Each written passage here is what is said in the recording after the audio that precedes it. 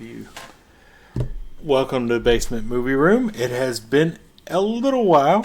We haven't been on for a while, so Christmas holidays are over, and we are back to talk about a couple of films from director Jeremy Saulnier, or Saulnier. I don't know which way you pronounce it, honestly, but we're going to talk about first Murder Party, which is his first film. I thought we were going to talk about Skeleton Crew. I haven't finished. I haven't watched any more of that. But we're going to talk about Murder Party. Then we're going to talk about Blue Ruin.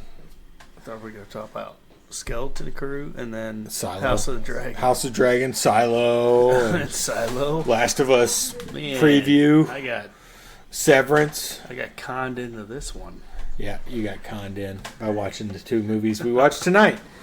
So first off, we were talking about Murder Party, which is Jeremy Saulnier's first film, as far as we know. So Murder Party is a 2007 film, very independent film, I would say. Mm-hmm. Murder Party directed by Jeremy Saulnier, written by Jeremy Saulnier. And if you don't know the name Jeremy Saulnier, you might recognize Blue Ruin, which we're also going to review tonight, but you probably will recognize Green Room, which is probably his best. One of his best. Yeah. One of his most more well-known films. After tonight, I don't know. Yeah. We'll see. I'll tell you. And you also might recognize him from Hold the Dark, which was a Netflix film, and Rebel Ridge, which was a more recent Netflix film that came out in the last year. Saulnier, lesser-known director, but I think he does a very good job at what he does. Kind of like slow burn type movies, I would say, except Murder Party. That's a little bit different. So we'll get right into Murder Party right off the bat. We're gonna do two reviews in one here today. So I guess initial thoughts on Murder Party, which is his 2007 first film. Murder Party. Yeah. Wow. So much to say. I mean, going into this, it almost felt like Terrifier, the original. Yeah. Going into it, just the type of movie. It's very indie. Very indie. And, but like a comedic Terrifier. Oh, yeah. The whole way through. Yeah, but, it's comedic. Yeah, and all the little elements that they threw in, like from different movies, who's dressed up like what, it was pretty cool. And then it initially turned out to be something that was kind of indie that turned into a classic slasher film. Yeah, a little bit. Yeah. Yeah, enjoyed it all the way through. Yeah, it's enjoyable. So Murder Party is very indie. I mean, in the greatest sense of the word, it's an indie film. You know, you look at indie films these days, and it's like they have $12 million budgets and things like that. This is an indie film. It's a bottle film, meaning if you don't know what a bottle episode or a bottle film is, it takes place all in one location, basically. So it's very cheap to make. Yeah. And, it's pretty entertaining, ultimately, Murder Party is. It's not the greatest film you'll ever see. I'll never say that. But it's entertaining and I think pretty hilarious. Yeah. Like you said. It's kind of a horror comedy slasher type film. But, yeah. It kind of had three different stages. Yeah, it definitely had three different stages. You know, it went from the, a little bit of suspense to comedy to a slasher film. Yeah, it definitely has those three things. And the way that it went to the slasher part was pretty well done. How they, incorporated the characters that were going after the said victim. Yeah. So just to get into Murder Party essentially is there's a random guy, seems like a lonely guy. He finds an invitation to the murder party. And he just thinks it's a Halloween party, so he creates this night costume out of cardboard, which is mediocre but also pretty impressive, to be honest. And he decides to go to this murder party. He walks through New York and finds his way to this murder. Prints off a map. This is 2007 when this was made. So he's printing off a map through MapQuest, essentially. It's not MapQuest in the movie, but because they didn't have the rights to it, of course, because it's an indie film. He prints off these directions. He finds the party, and he goes to the party, and ultimately the party turns out to be these people who have invited a person there to essentially murder them. And we slowly figure out kind of what the plan is, what they're doing, and why they're doing this. So there's what, 1, 2, 3, 4, 5 people there, and they're expecting somebody else called Alexander to come to this party, and essentially they're there to murder someone. This particular person who we're introduced to as Christopher Hawley. He shows up just by chance to this party, and they're going to use him as their victim. And we come to find out that these are art students, or artists at least, who are trying to get this grant from this guy named Alexander, who has said he has $300,000 to give a grant to an artist to do their work. So one of the guys there is Macon Blair. You'd probably recognize him. Other than that, not so much. You're not going to recognize the rest of the cast overall. They're not recognizable. Maybe you've seen them in other stuff. Maybe some other Jeremy Saulnier films. But essentially, they bring him in. Macon Blair essentially tries to murder him right out of the gate, but fails. And so it's kind of like a folly. Yeah. From there on out, like they can't do anything right. These artists don't know what they're doing. They don't know how to murder someone. Clearly, from the get go, it was. And they're dressed up. It's Halloween. This takes place in Halloween, so they're dressed up, and they all have different costumes. One of them is Pris from Blade Runner. One of the female characters is Pris from Blade Runner. There's a zombie cheerleader. She don't last too long. There's a director's wife. Yeah, the director's wife plays the zombie cheerleader. Macon Blair he's got a werewolf mask. That's kind of the end of his costume. There's the Warriors baseball. One of the baseball players from the Warriors, the baseball guys. And then Arthur, which is the guy that got captured. Yeah. And his cat's name. He's Sir Lancelot. He's got a cat named Sir Lancelot. Which didn't move from the whole movie. Yeah. So they're there. He comes in to this party, and they essentially announce they're going to murder him right out of the gate. Is the thing. So they tie him up, and they're waiting on Alexander to get there. Alexander is another character we haven't seen. Ultimately, Alexander gets there, brings his dog Hellhammer, and another guy named. What was this? Zyko, yes. Who is his drug dealer. So he brings him with him. And from there, it kind of turns into, like just a folly.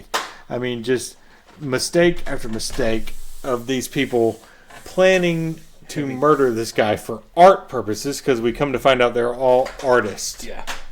And they're all looking for this great art thing to get this grant that Alexander supposedly has. And have no clue. And just, they have no clue how to murder. Macon Blair has a chainsaw that is a corded chainsaw, which comes into some funny parts in the movie. One of the funniest kind of parts in the movie is that. And the chainsaw comes into play ultimately at the end of the movie. But basically, it's just a bunch of these people who have no experience in murder, which who does, honestly. But they're planning, and they're just a bunch of psychopaths. They're only after the money. They want this money, and so they're going to do this because this Alexander character told them. At one point in the movie, there's sodium, what is it? Anthol, or not pentothal. They don't call it pentothal, but truth serum that they have. They all do truth serum in it, and they inject our main character essentially, the murder victim, with it. And he tells a story about where he took a crap in his pants on accident at his brother or his friend's wedding or his brother's wedding or something like that. it's all over the place, but it's entertaining and pretty funny throughout, which it's kind of like a horror comedy, I guess you would call it. And absolutely. Yeah, and like you said, it turns into a slasher film for the last like 25 minutes of the movie, where one of the artists kind of goes crazy, and he's kind of like, he doesn't really speak that much in the movie, and he doesn't like anybody else, and he goes crazy and starts killing everybody except for the guy they planned on killing. He kills the... They kept making fun of his art. Yeah. Yeah, they make fun of his art. Yeah. He's pissed off at him. Really, and just kind of loses his mind. And they all talk about this one party they should be going to, which we ultimately see the party in this, because ultimately that's where the kind of the end of the movie happens, is at this party. I gotta say, this is some of the best backstory to two slashers. Yeah. Slasher films, basically, that merge into one. Yeah. This is the best backstory that you can get out of a slasher. Yeah, they give a lot of character building for these crazy artist people who are planning on this murder. Yeah, and they did it well. It's well done. I mean, it's not the best movie you're going to see ever in the history of movies, but that's all you need. But it's a lot of fun, honestly. And this is a release that I bought through Vinegar Syndrome. It's through one of their partner labels, and it's a lot of fun. What's his name? I forget his name. The most well-known actor, Macon Blair. Yeah, his name is Macon in the movie. Yeah, and he's outside like talking to that dog. He's like, "Man, I wish I was a dog." Yeah. And he lights a cigarette. Do we get that far? Well, we're close enough. We're close enough. Okay. He sets himself on fire. Yeah. I'm not going through the whole plot. Yeah. It's disconnected, to be honest. Yeah. It's basically just one mistake they make to the next in what they're doing. But yeah, Macon Blair essentially has been pouring alcohol over himself the whole time, and he sets himself on fire. There's one funny part where they're gonna burn our victim, Christopher Hawley. I almost said Christopher Cross. Ride like the wind, baby. Right at the beginning. Christopher Hawley. He's gonna pour acid on him. He pours acetic acid on him, and they learn that that's just vinegar. Just vinegar. Yeah. They're like, it smells like vinegar, and like the one guy, Zyko, is like constantly smelling vinegar. He's like, "Oh, I want fish and chips." He's like a Belarus guy from Belarus, so he's got this accent. So they order pizza. Yeah, they order pizza and a cake for some reason. Yeah. But the movie is honestly all over the place. It's just insane. There's a couple of minor like sex scenes in the movie, although they're not that. Oh, they're played for comedy more. Oh God, they're played for comedy. Yeah. There's one scene where Alexander comes in and makes one guy take off his vampire costume, and he's wearing this like sparkly banana hammock underwear. It's just like, it really is all over the place, but it's a lot of fun. Yeah, it really is. And like, the actors all do a good job just being complete crazy people in the movie, especially Macon Blair. He's the best actor of the bunch, to be honest. He's terrific, and he's just unhinged. And at some point, like you said, he catches himself on fire and his face gets disfigured with his mask on. So he looks like he's got this dog nose and he's all burnt. After and he's outside with a dog at the time when he lights up a cigarette and he's like, "I wish I was a dog." And then the next scene, he catches on fire. Yeah, it just burns, and then they put him out. And then he looks like pretty much he looks like a dog. Like a dog, yeah, with a burnt face, yeah. And the mask like singes on his face, yeah. And the one guy, the guy dressed up as the Warriors, the baseball guy from the Warriors, kind of loses it and starts killing everyone and tries to kill our main character, is stalking him, and that's where the slasher element really comes in. He's stalking him, and that's kind of where the end of the movie comes in. I won't spoil the end of the movie, but it's kind of crazy. Yeah. And the ultimate end is just like, okay, well, that happened. It's kind of like the chainsaw comes into play at the end, and just it's a wild ending ultimately to the movie, and he goes home and once he goes into the the stalker crazy, you got two going after him at this point. That's where it gets nuts.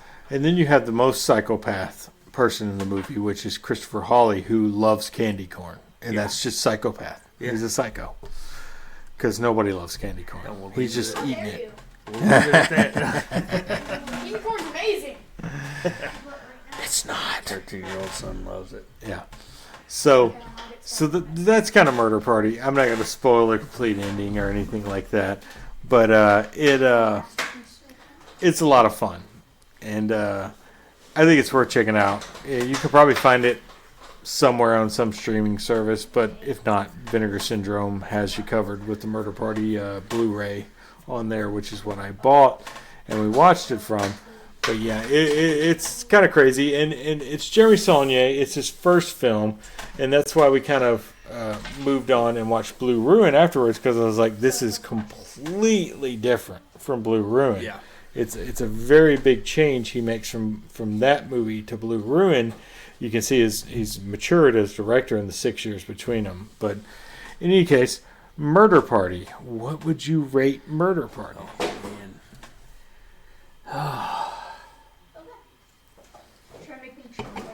What are we going on, rating-wise? I mean, it's not particularly a vinegar film. Yeah. So we're just on the standard scale because it's a partner label. Ooh. Standard scale. I do 0 through 5. I really enjoyed it. I'd probably go 2.5. 2.5, like dead center. Oh no, yeah, dead center. That's dead center. I'm dead center. That's dead center. I would go 3, just slightly above it, which is it's just above average. That's not to say you shouldn't watch it if you're interested in it. I enjoyed it. It's enjoyable. It's just not particularly well done. Ultimately, like there's no the soundtrack to it is just some random techno music. Ultimately, they don't play anything. There's no real composer. There probably is a composer for the movie, but it's just random techno music throughout. And the way it was shot, it was very basic. Oh, yeah, it's like a student film. Yeah, it's like a student film. It certainly is like a student film. But is it enjoyable? Yes, it is. So I give it a 3. You gave it a 2.5. That's fine. Yeah, that's right where it should be. We'll go 3 out of 3 out of 5. 3 out of 5. So that is Murder Party. That's the more simple movie to explain. And we're going to move right into Blue Ruin, which is Jeremy Saulnier's sophomore effort, as they would call it. Again, you might recognize Jeremy Saulnier from Green Room, most likely, or Rebel Ridge, the more recent one, or Hold the Dark, which I don't think as many people saw, but it's not as good, to be honest. But if you do recognize Jeremy Saulnier, he's definitely got a style about him. Murder Party is a completely different story. We just talked about that one. Yeah. That's a completely different story, but like his style is visceral, I would say. He's got a visceral style. It's not like easy to watch, to be honest. And Blue Ruin is I think it's his best movie. I enjoyed Green Room very much. I very much like Green Room. I liked Rebel Ridge quite a bit. I don't think it's anything spectacular. Hold the Dark, I did not like all that much. It's okay. You haven't seen it. No. But I think Blue Ruin is kind of his masterpiece, to be honest. And you may not feel that way. I don't know. But I think Blue Ruin is absolutely fantastic, and I'm giving away the GOAT on the rating. I like it better than Green Room. Yeah, it's better than Green Room. It's definitely better than Murder Party. I think he's matured. Way better than Rebel Ridge. It's better than Rebel Ridge for sure. Although I enjoy Rebel Ridge. Rebel Ridge is fun. Is not bad. Yeah. But like, I think this is the movie. If you're going to watch a Jeremy Saulnier film, this is the movie to watch because it's outstanding in my opinion. This is his Memento. Yeah, that's right. Yeah. It is. It really is. But he hasn't done what Christopher Nolan's done since then. This is, to compare. Yeah. I think this is his Memento. Yeah. This is his Dark Knight. No. I hope he has more to come. He's going to have more. I can't imagine nobody's going to hire him for more movies. Netflix is obviously hiring him for movies. Yeah. So, I mean, did you have any other thoughts on Blue Ruin just out the gate? Just jump into it. Yeah. So Blue Ruin. I don't want to ruin it. Yeah, we don't want to. I don't even know why it has that title. I never really make that clear. It never. A lot of blue. There is a lot of blue hues in the film. Yeah, and then the book, the blue book that he opens. The Bonneville is also blue. It's ruined. It's a ruined blue Bonneville. But essentially, Macon Blair is the main character in this film, which really I didn't know Macon Blair before this, and I really started kind of following what Macon Blair did, and I think he's directed a film since this at some point, but you may recognize him. I think if you see him, you're going to recognize him from some random roles. He's more a character actor than he is a lead actor, but in this movie, he's the lead. So we're kind of introduced to Macon Blair's character. He's a homeless guy who's kind of, he breaks into houses to take baths and things like that, and he's living in a car near a beach in, we don't know where. Yeah. I think we find out it's Delaware later that he's at. But essentially, we find out that the police kind of know who he is, and this one police officer takes him into the station and gives him this article that has been released on this guy being released from prison for a double murder. When Macon Blair sees this particular character, we find out his name is Dwight. He kind of gets all his stuff together, gets his car running. He has a battery for the car and puts gas in it. And he takes off to go to Virginia, which is his home state. Because we find out that this murderer that's being released from prison killed his parents, basically. And that's not real clear for a long time in the movie. Macon Blair says about 8 words for the first 35 minutes of this movie. He doesn't say much. But we find out that this guy named Wade Cleland is being released from prison. That guy was put in prison for killing 2 people, double murder. We find out it was Dwight, Macon Blair's parents, that this guy killed. Macon Blair essentially goes back, finds where this guy's being released from prison, follows them, and he kills this guy for revenge for his parents. Of course, at that point in the movie, you don't really know what's going on, why he's after revenge. You don't know exactly that it's his parents that this guy killed. The guy that he killed was in Murder Party. He was Alexander in Murder Party. Yeah. He killed him. He kills him. He follows him to this bar where him and his family are celebrating his release. He gets into the bathroom. Guy comes to the bathroom. He stabs him and kills him with a fillet knife. And then he runs. He goes. He realizes he drops the keys to his Bonneville, the blue Bonneville that we mentioned, and he steals the limousine that these guys had come in, because apparently these people have a limousine company. He steals the limousine.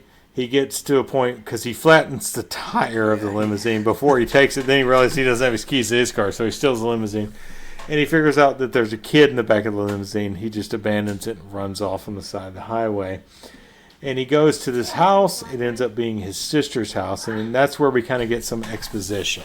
The kid in the back of the limo, though, gets out.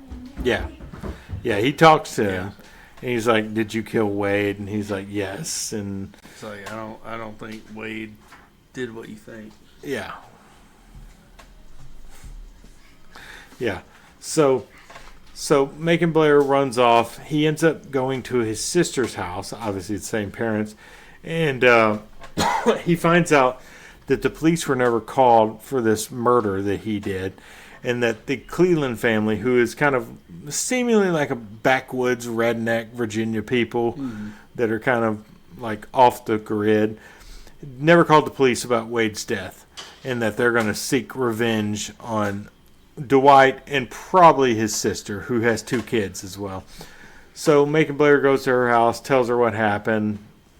They go to a diner, and then they realize they never called the police because it wasn't in the news. She didn't know. So they rush back to her house, and her kids are fine.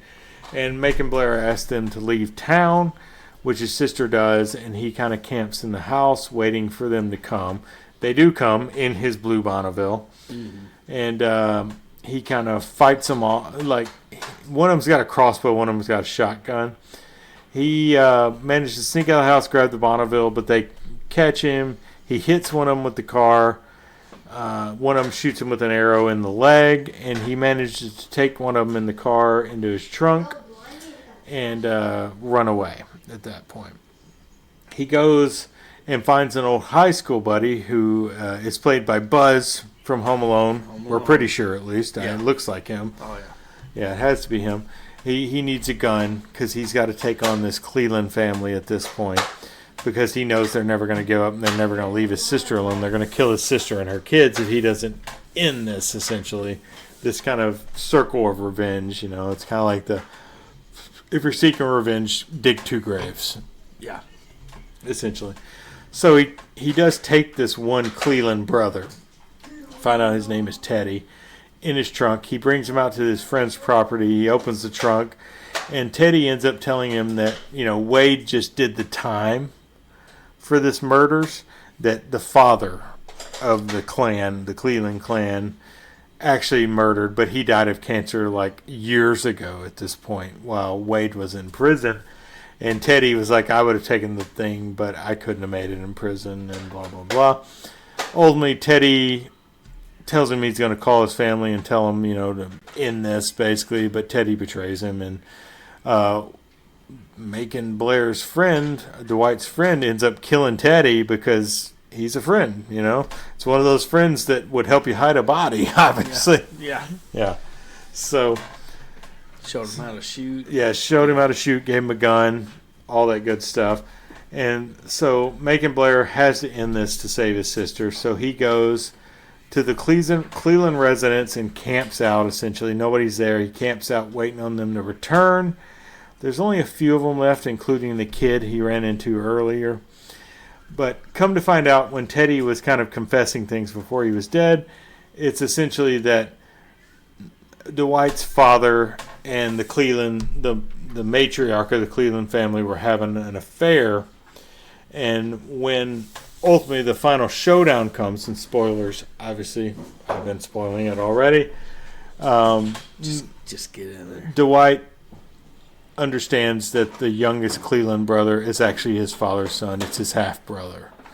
That, you know, the Cleland mother matriarch had gotten pregnant from his father, had a kid, and that's why the dad of the Clelands killed the Dwight's family, essentially. And every time I say Dwight, I just think The Office.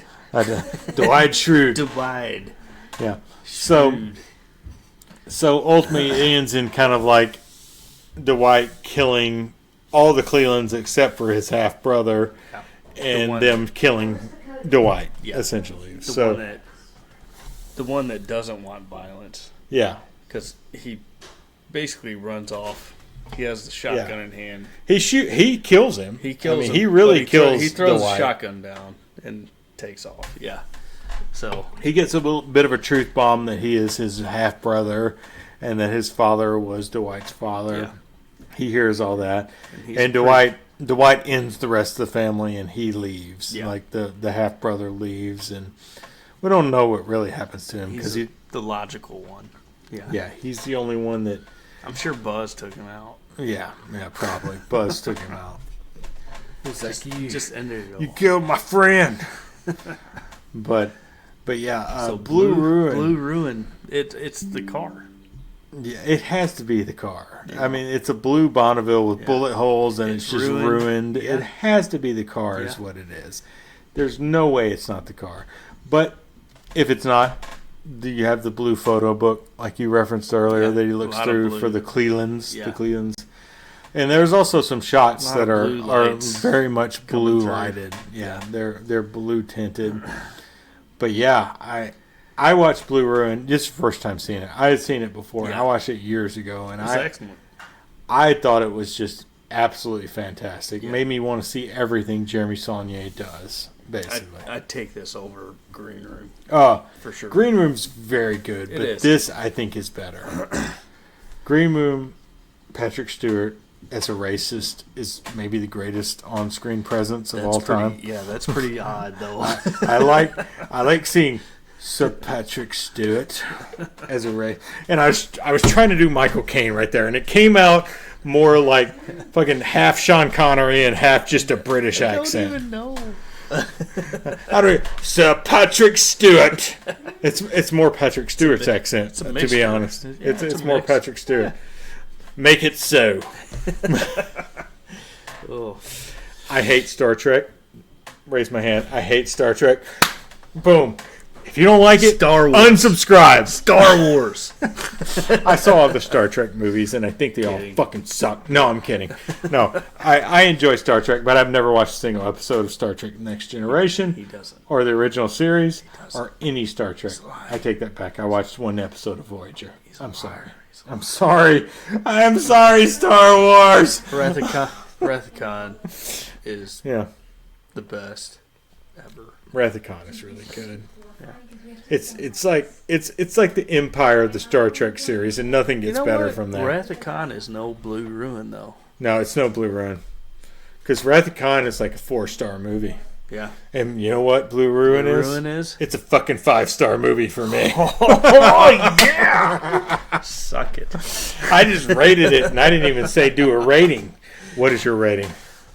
Well, I think I high-fived you, so we're both at 5. We're at 5. At the end of the movie, me and you were like... Yeah, it's slow clap, and it got faster. I really enjoyed that movie. Yeah, that was... It's outstanding. Yeah. It's outstanding. It's an outstanding revenge movie. 4.75. 4.75. Because it's not perfect. It's not Empire Strikes Back. Man, come on. What is, though? Wrathicon. The Caribou. Wrathicon is probably... The Wrathicon, yeah. 5-star. Yeah, Wrathicon's really good. I don't know why we're talking about Wrathicon. You brought up... I brought up Star Trek. Star Trek. Macon Blair was probably in Star Trek at some point. Star Trek. Track. Track. Yeah, sorry. Trekkies. You ever seen Fanboys? We have a review of that on our channel. They talk about that statue in Ohio of Kirk and Khan fighting, and they have boners. What a Phantom Menace sucks. You do not say that ever again, sir. I will never. Phantom Menace is amazing. It's going to go down. In also not great, but amazing. It's going to be misunderstood. But yeah. Attack of the Clones still the worst movie ever. Blue Velvet was a really good movie. Blue Velvet? I really like Blue Velvet. I don't know if we actually... Did we review Blue Velvet? I can't remember. That was early on. Yeah, that was early days. Yeah, we watched the Criterion of Blue Velvet. Yeah. This is getting off track. So watch Blue Ruin if you haven't seen Blue Ruin. And, I mean, you could probably stop there. No, don't stop there, because watch Green Room as well and Saulnier's. Yeah. But after Green Room, you could probably stop. If you want to watch Hold the Dark, it's not great. Jeffrey Wright's in it. He's very good. Alexander Skarsgård is in it. He's very good. But the movie overall is a mess. Rebel Ridge, entertaining, not great. Yeah, it is what it is. David Denham is really good in that. The main character, I want to say the black guy, but that feels a little racist because I don't know his name. I think he's gonna be in DC. He's really good. He's really good in that movie. But watch Blue Ruin because you're not going to be disappointed. It's going to make you want to watch more Jeremy Saulnier films, and in that case, you should go back to Murder Party for some entertainment, but not a great movie. Yeah, see the difference in 6 years. Yeah, with the director. That's the main thing with me. I saw that early film, and then I saw Blue Ruin. I keep wanting to call it Blue Velvet now. Blue Velvet. The difference from that in that 6 years is a major difference. The guy matured, and it is so well done. So, I mean, not that Murder Party's not worth watching, though. Oh yeah, absolutely. So, I think that's it. It's like 1:30 in the morning. I should probably go home. I'm not going to drive. I'm going to take an Uber because I'm a responsible drunk. You should walk. I could walk. It's like 8 miles probably. No, it's like 3 miles. Or 5. Whatever. Doesn't matter. I live somewhere close to here. But yeah, that's all I got. You got anything else? Beam you up, Carolyn. House of the Dragon. Moving on. Here we go. No. Last of Us. Last of Us is coming, guys. We're going to make sure we get together on Sundays to do Last of Us. Oh. We failed on House of the Dragon. We failed on something else that I can't remember right now because I've had too many Caribou Crossings or whatever the hell this is called. We're going to try to do Prophecy. But that didn't work out. We watched Dune Prophecy. It's okay. It's okay. Yeah. It's not Denis Villeneuve. No, it's a 2.5. I am French. I am French. Watch it, but it's worth seeing. Enjoy it. It's 10,000 years before Dune, so whatever. Doesn't even matter in what we're watching. No. But, yeah, I got nothing else. No. Stay classy. Stay classy, whale's vagina. That's when I'm going to delete that. That's when you're supposed to cut it. Yeah. Stay Cut. classy. Cut. Stop.